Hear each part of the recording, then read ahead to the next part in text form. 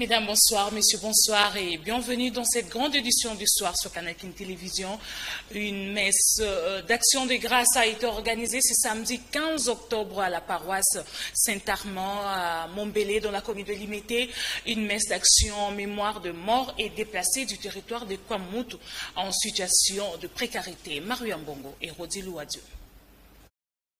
Aplanir les divergences et aussi lancer un appel de paix à toute la communauté du Grand Bandundu. Tel est le but de la communauté Teke en RDC qui a organisé une messe d'action de grâce pour implorer la clémence de l'Éternel des armées. C'était à la paroisse Saint-Armand de Montbelé où plusieurs leaders du Grand Bandundu ont répondu présents à cette messe d'action de grâce.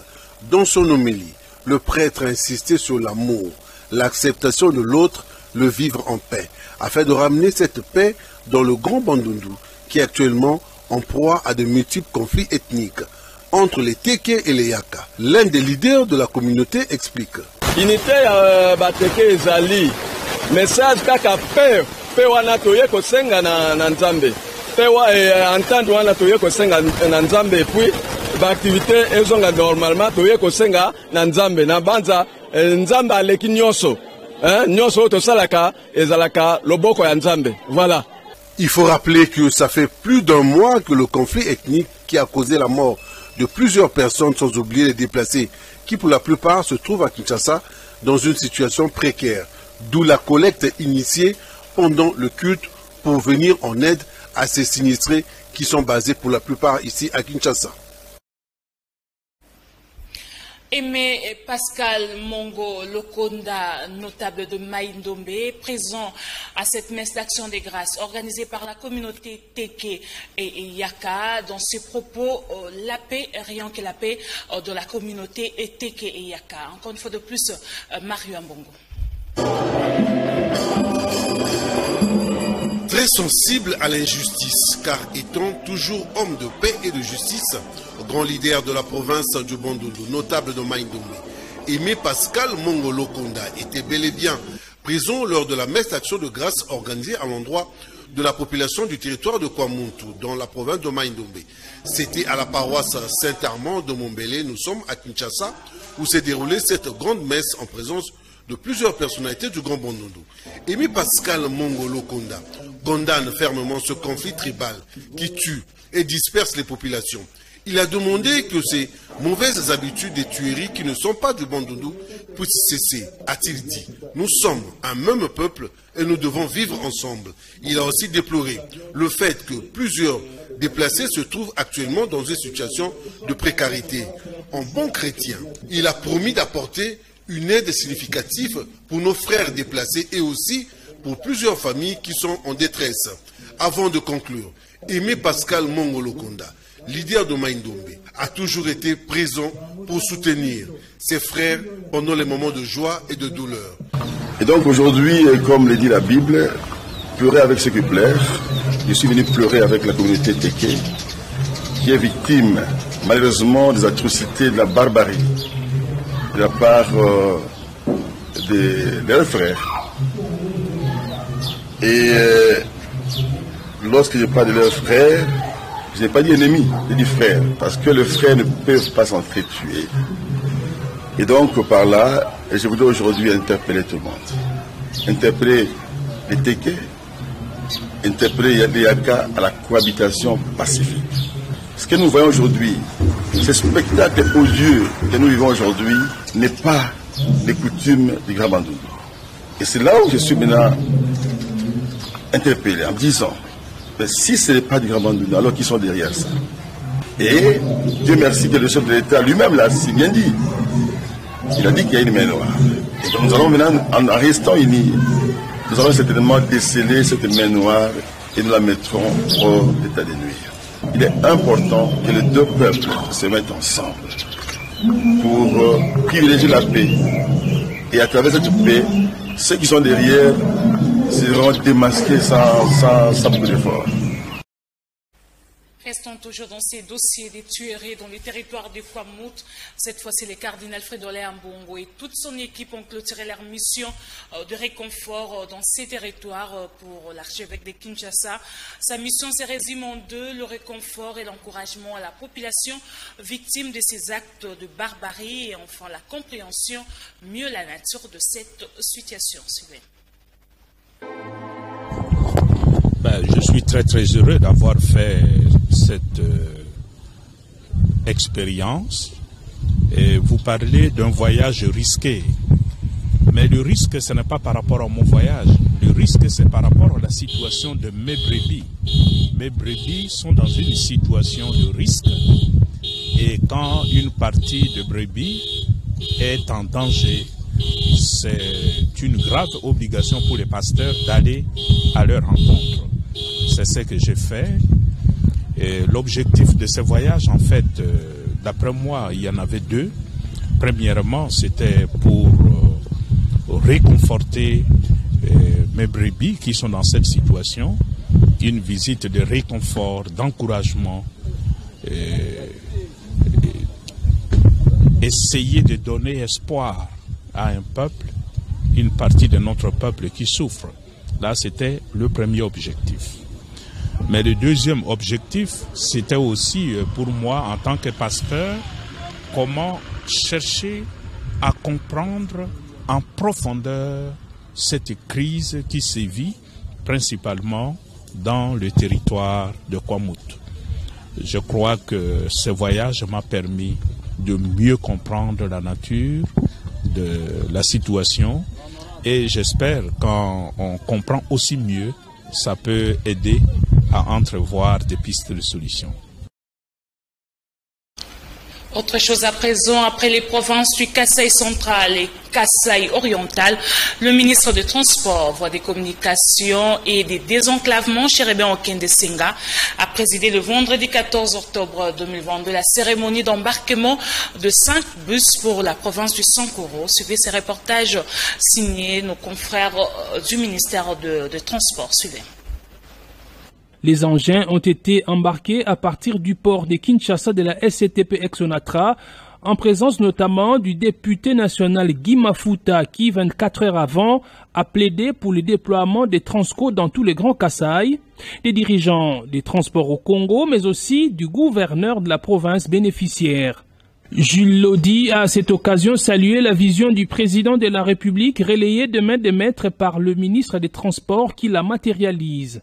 Je me rends compte que ce gouvernement de la République, c'est un gouvernement du changement. Cherubin Okende a remis les clés des bus au gouverneur des provinces tout en insistant sur un usage responsable. Transco a aussi besoin de l'encadrement, de l'accompagnement du gouvernement provincial.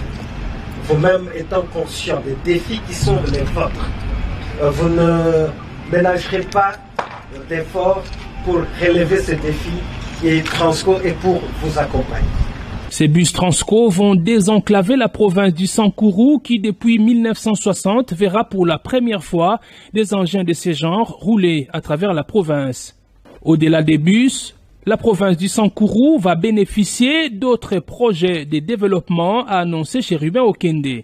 À l'instar de ce qui s'est fait ou qui continue de se faire en faveur de Lumumba-Ville pour honorer la mémoire de notre héros national, le président de la République m'a déjà inscrit pour la construction de 3 aéroports dans la province du Sankuru. Visiblement, Cherubin Okende poursuit sans désemparer la mission du désenclavement du pays, mission lui confiée au sein du gouvernement Sama Lukonde par le chef de l'État, Félix-Antoine Tshisekedi Tshilombo.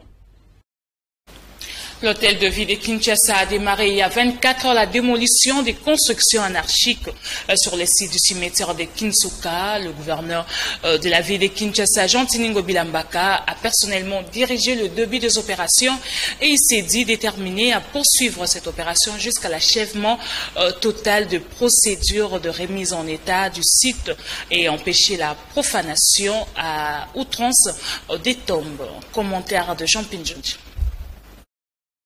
La sentence semble extrême pour les propriétaires des habitations et pour l'hôtel de ville de Kinshasa. Les sites du cimetière de Kintsuka ne peut pas mériter pareil sort. Cette démolition est la conséquence ultime de nombreuses mises en demeure auxquelles les occupants illégaux du lieu n'ont pas voulu obtempérer.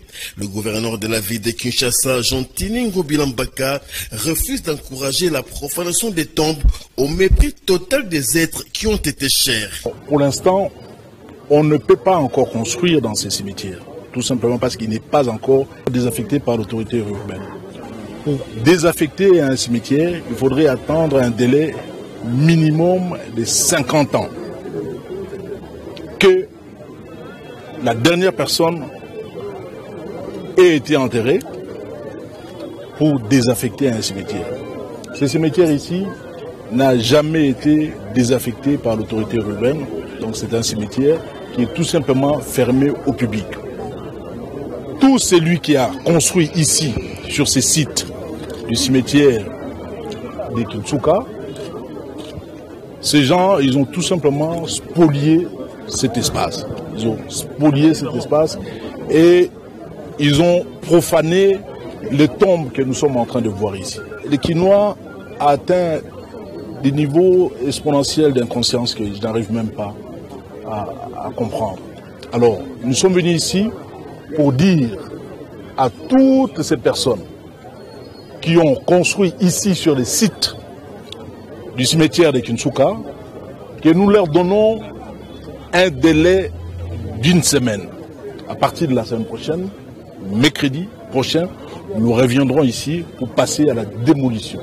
L'opération est appelée à se poursuivre jusqu'à l'assainissement complet du cimetière de Kintsuka. Actuellement, tout L'ONG au Grand Cœur, à travers sa coordination et aussi le membre de cette organisation non gouvernementale, ont assaini plusieurs grandes artères de la commune de Lingwala. Les travaux ont commencé très tôt le matin, vers 7 h. Mario Ambongo les a accompagnés. Suivez.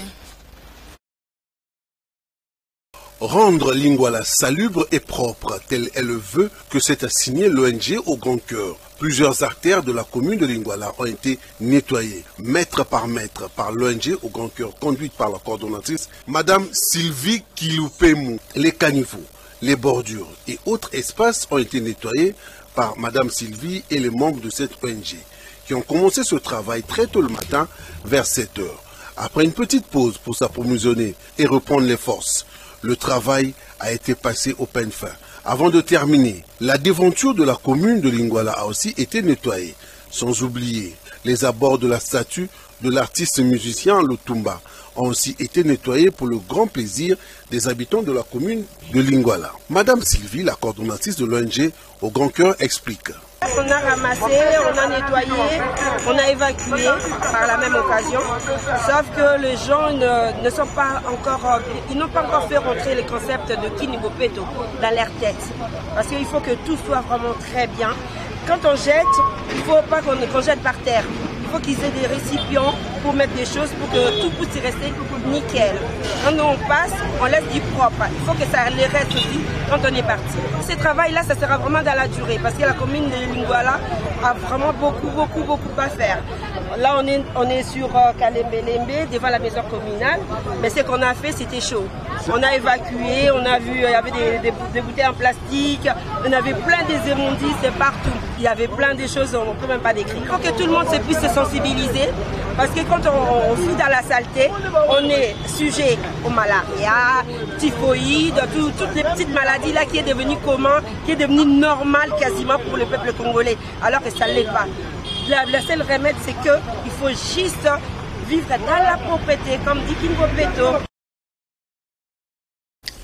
La dynamique John Efambe, structure affiliée au mouvement de libération du Congo, Fédération de la Lukunga 2, a procédé il y a peu à la remise d'un important lot de médicaments au centre hospitalier Sibé Congo dans la commune de Barumbu, et c'est dans l'optique d'assurer une bonne prise en charge du malade et éviter toute rupture de stock. Reportage Mario Mbongo.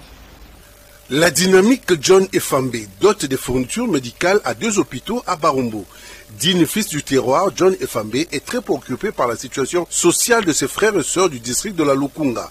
Jour et nuit, ce jeune cadre du mouvement de libération du Congo, MLC, parti cher au président Jean-Pierre Bemba Gombo, ne manque jamais d'apporter son assistance aux habitants de sa circonscription électorale à Kinshasa, à travers son organisation dénommée Dynamique John Efambe. Il vient encore de poser un geste de cœur en faveur de 2 structures sanitaires dans la commune de Barumbu.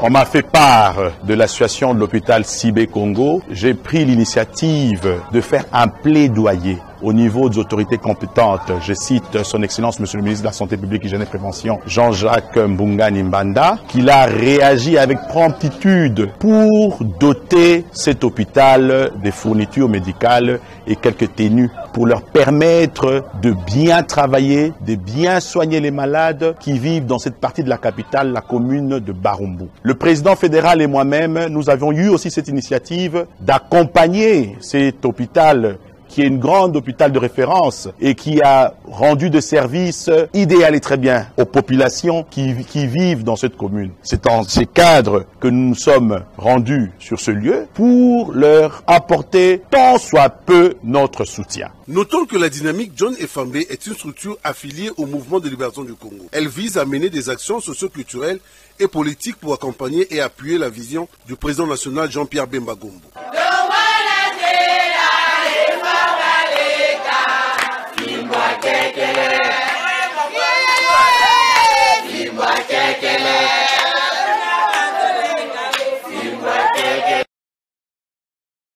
Le médecin directeur du centre hospitalier Sibé Congo s'est félicité de l'acte posé par la Dynamique John Efambe et a remercié les auteurs du geste en précisant que c'est depuis plusieurs années que ce centre a été privé des dons en médicaments, en espérant que le geste posé par le ténor du MLC Lukunga ne sera pas le dernier.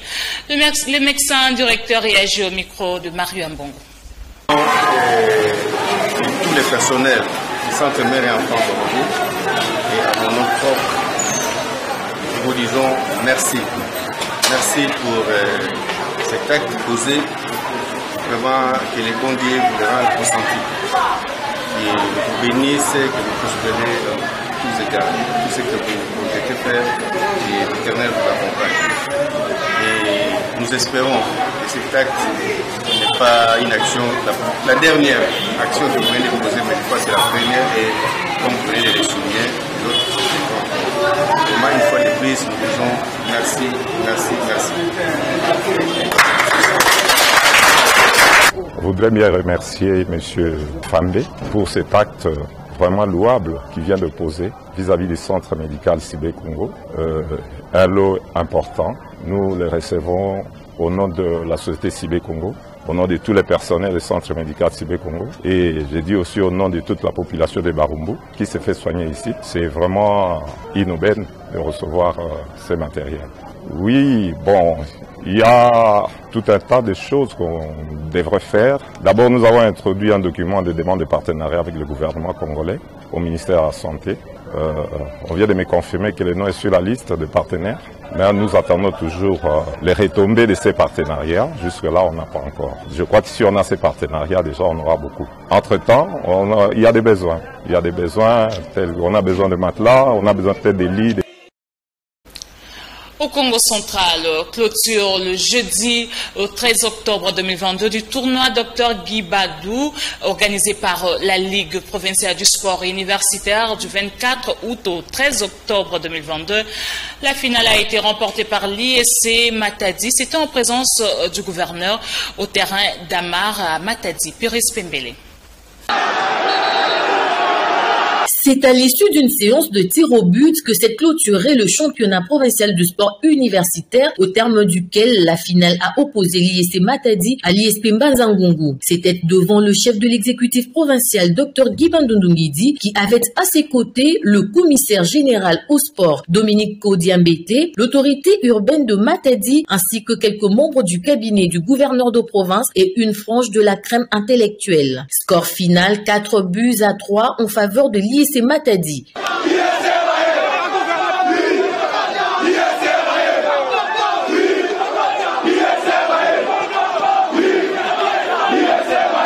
En sa qualité de premier sportif de la province, le patron du Congo central, Dr Guibandou Ngidi, a personnellement remis le trophée de la finale à l'heureuse équipe gagnante de l'ISC Matadi en sus d'une enveloppe consistante en guise d'encouragement. Ce, après avoir consolé et encouragé l'équipe de l'ISP Mbanza-Ngungu, à qui il a également octroyé une enveloppe. Vous êtes les champions.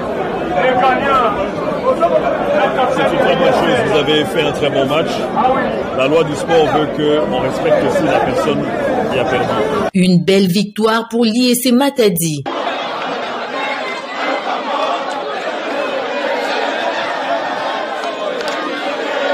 Rappelons que 4 poules avaient pris part à cette compétition qui vise à promouvoir la pratique du sport en milieu universitaire, à savoir Matadi, Boma, Mbanza-Ngungu et Kisantu.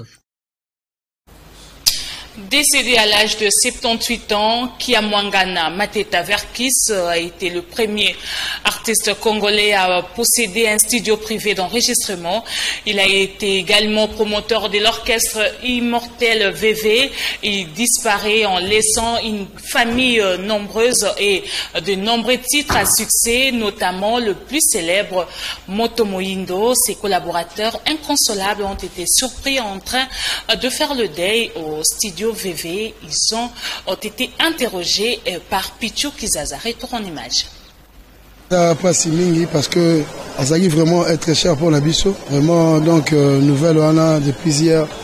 Vraiment ça biso bien donc même peuple congolais tout parce que vers qui ça sert mingi la musique à Congo et puis en Afrique et bandi musique na une église kimbangiste et puis après Roya et pas il y a des voyants ailleurs OK jazz et puis je pense c'est Angola et puis des temps à Longo et jazz et puis voilà il a explosé l'orchestre né à VV puis voilà et puis en même temps aussi avec Bandapé on lancer ba premières éditions il y a production voilà donc je pense que jusque là quand ils ont la mort à cinquantenaire un grand frère Azali wana il est mutu azo représenté biso c'est lui le responsable donc tout est quoi un moment où lelo en cinquantenaire un moment où lelo donc je pense que tous c'est la paix écouter monsieur parce que Verkis est le patrimoine national donc à la et famille donc tous c'est le programme Moro conjoint biso famille gouvernement ministère de bandé ont tracé programme Moro ensemble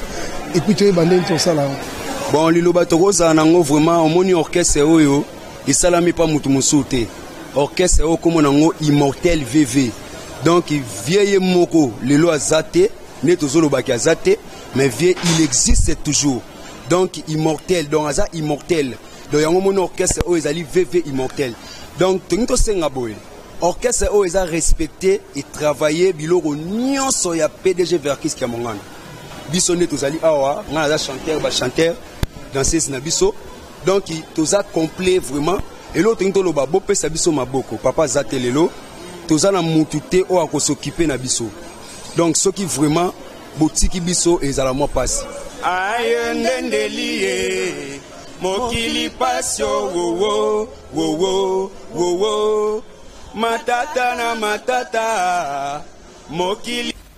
C'est la fin de cette grande édition d'histoire coordonnée par Mario Ambongo, Patti Sumbu, Freddy Takidi Soulemboyo, Tony Binda. Je vous signale que cette édition a été mise en ligne par Patti Nsumbu. Si Dieu le veut, je vous retrouve la semaine prochaine, samedi, même chaîne, même heure. Au revoir.